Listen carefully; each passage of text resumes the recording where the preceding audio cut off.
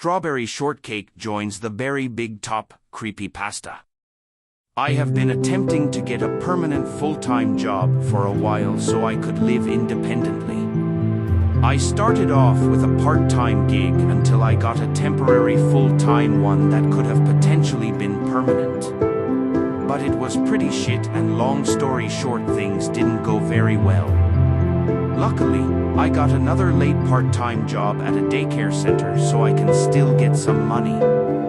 It was 10 p.m. and I was cleaning the last room, finishing my custodial job at the daycare center I work at.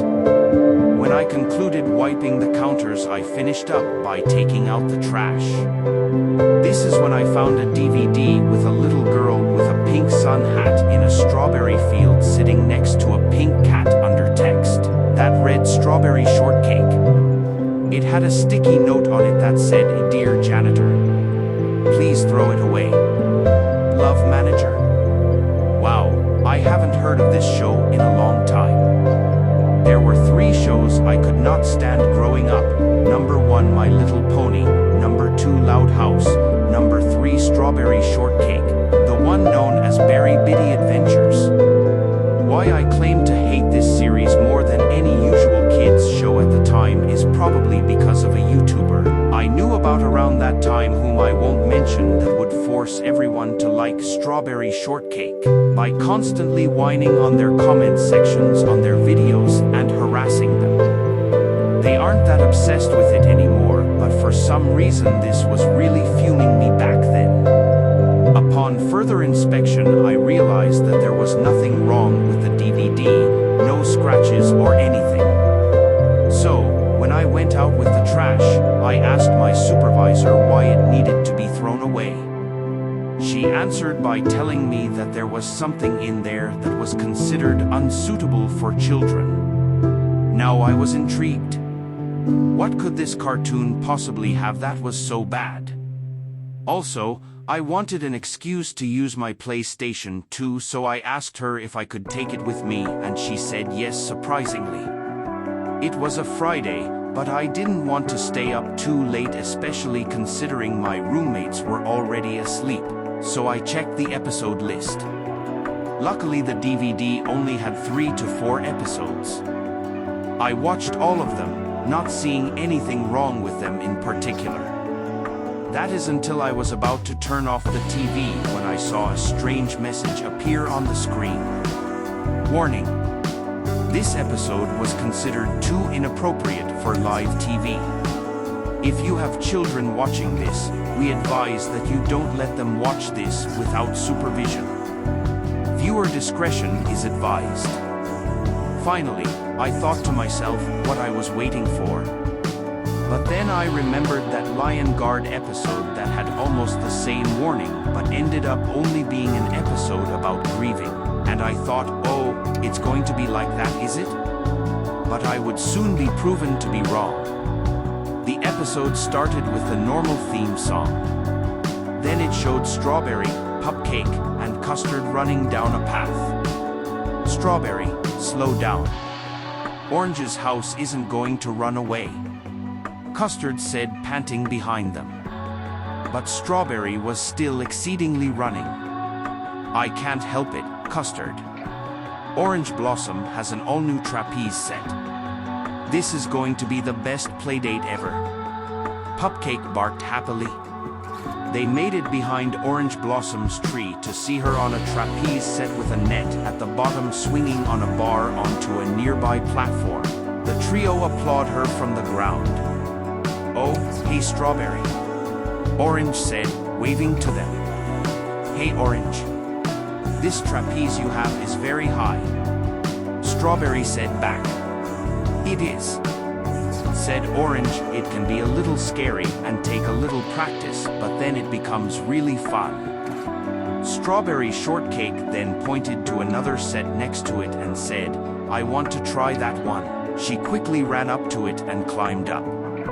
"Wait, Strawberry," Custard said, reaching her paw out. "That one doesn't have a safety net." "No, Strawberry," Orange said, "it's too dangerous." But she was too fast and climbed even higher than the set Orange was on and was soon met with a long, small rope with no other end in sight. "It's a high wire," Strawberry said. "This should be easy." The scene then seemed to transition to a song they would normally sing in the shows. Strawberry was on the wire dancing and singing "La La La. I'm having so much fun," over and over. Every few moments the end of the wire would break slightly, then cut back to Strawberry, doing the same thing she was doing, only each time it cut back to her she would sing louder and dance more aggressively. After 3 minutes of this, the wire completely snapped and Strawberry was sent falling and screaming loudly. The scene then cuts to black for about 30 seconds. Once the video was back on, Orange Blossom could be shown on the ground crying over Strawberry Shortcake's separated upper limbless body, with a bloody skull where her head was once. It was strange, she sounded like an actual person crying and not the fake crying they normally use in the cartoon. She cried for a good 2 minutes before Strawberry's skull began to join in, sounding like a stock footage baby cry.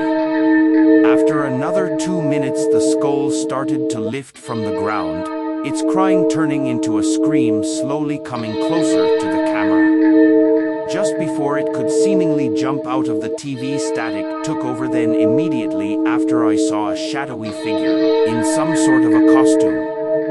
I couldn't figure who or what it was because the room they were in was so dark. Then the video played a song which caused them to start doing a weird crouching-like dance. After doing some research I found out the song was from Strawberry Shortcake's first TV special that played when the characters were being introduced. It started out normally and the figure was dancing at normal speed. Then it got to "Wakes Up Bright in a Cake Full of Strawberries" and the music sped up and they started dancing faster. At the "Lives and Thrives in a Cake Full of Strawberries," the music started to get slower, and the figure started to bob slower just like the song. The audio then got caught at Strawberry, and the figure uncontrollably bobbed to the music. It almost looked like it wanted to stop. The screen once again cut to black, this time for 6 minutes. Once the video came back on, I was met with something unpleasant. It was a face that could only be explained as a figure that took up the whole screen with big blood red eyes and a small mouth. I swore it was very similar to a fan Sonic video I saw reenacting Sonic Adventure 2. I stared at it for an uncomfortable 5 minutes until without warning it turned into a demonic smile, screaming, "They go straight to hell," causing me to almost fall out of my chair. The voice echoed and echoed as the face multiplied, overtaking the screen. This was confusing to me. I didn't understand who exactly was going straight to hell. Could they be referring to the Pie Man or people in the real world? Then the screen cut to black again, even longer. After 10 minutes it showed Strawberry's skull with her sunflower hat on and the gore representing hair. Its eyes were oozing black liquid, and an eerie sound was playing, and that cold big-eyed face as the background. It was just this still image for a couple of minutes until the skull started to face the camera, growing white pupils. It started to vibrate violently, then said with blood-red text, "Do you want to know what happens to sinners?" Her mouth opened up and screamed the "They go straight to hell" line. The skull went flying to the screen at full force.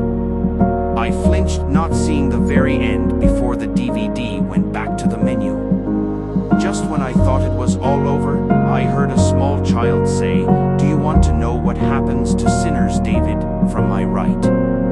I saw an old Strawberry Shortcake doll from the 1980s sitting on the stool there with the blood on her head and the black eyes, with the pearly white pupils staring directly at me. I wasn't going to stay around to figure this out.